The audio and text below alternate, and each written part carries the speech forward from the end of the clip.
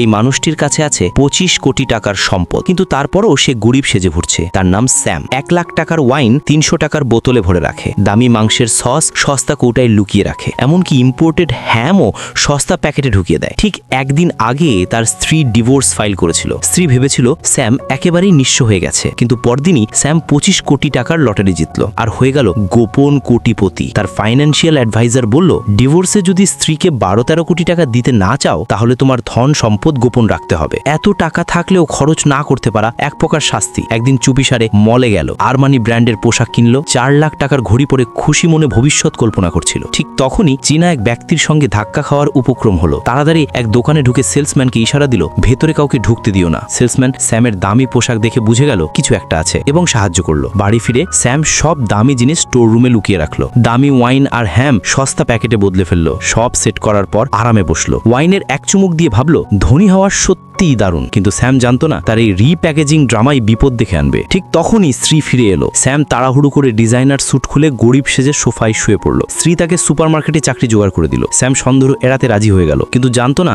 সেই সুপারমার্কেটের মালিক আর কেউ নয়, তার স্কুল জীবনের শত্রু ডেভিড। ডেভিড তাকে অপমান করলো, তাচ্ছিল্য করলো, কিন্তু স্যাম 25 কোটির কথা ভেবে চুপ করে সহ্য করলো। এখন দিনে সুপারমার্কেটে গরিবের চাকরি আর রাতে 5 তারা হোটেলে বিলাসী জীবন। অদ্ভুত ব্যাপার, এত টাকা থাকা সত্ত্বেও জীবন লাগছিল ফাঁকা, একঘেয়ে আর বিরক্তিকর। একদিন হঠাৎ শ্বশুর বাড়ির লোকজন চলে এলো। স্ত্রী 300 টাকার ওয়াইন বোতল বের করে আনলো। স্যাম ভয় বলল, না না, এটা খুব সস্তা, অন্যটা খুলি। শ্বশুর বোতল হাতে নিয়ে বললেন, আরে ভাই, তোমার কাছে ভালো ওয়াইনই থাকবে। তিনি এক চুমুক খেলেন। স্যামের বুক কেঁপে উঠল, কারণ সেই ওয়াইনের স্বাদ একেবারে বিলাসী ভোজের মতো। স্ত্রী দেখে পছন্দ হয়েছে, তাই বাবাকে আরো কয়েক বোতল উপহার দিল। স্যাম ভিতরে ভিতরে খুশিতে ভরে উঠল। সেও এক গ্লাস তুলে খেলো, কিন্তু ভুলে রোলেক্স ঘড়ি দেখা গেল। শ্বশুর সঙ্গে সঙ্গে কড়াভাবে কবজি ধরে বললেন, এটা কি? স্যাম তড়িধড়ি বলল, আরে এটা তো 1500 টাকার নকল ঘড়ি। শ্বশুর সঙ্গে সঙ্গেই 10,000 টাকা বের করে বললেন, এমন 6-7টা আমাকেও দিও। ঠিক তখনই বেজে উঠল স্যামের দামি ফোন, যা বন্ধ করতে ভুলে গিয়েছিল। সবাই বলল, এটা কার ফোন? স্যাম ঘেমে নিয়ে ফোন বের করতেই সব রহস্য ফাঁস হয়ে গেল। ঠিক সেই মুহূর্তে স্যাম শ্বশুরবাড়ির লোকজনকে ধোকা দিতে বলল, আমার স্ত্রী ডিভোর্স ফাইল করেছে।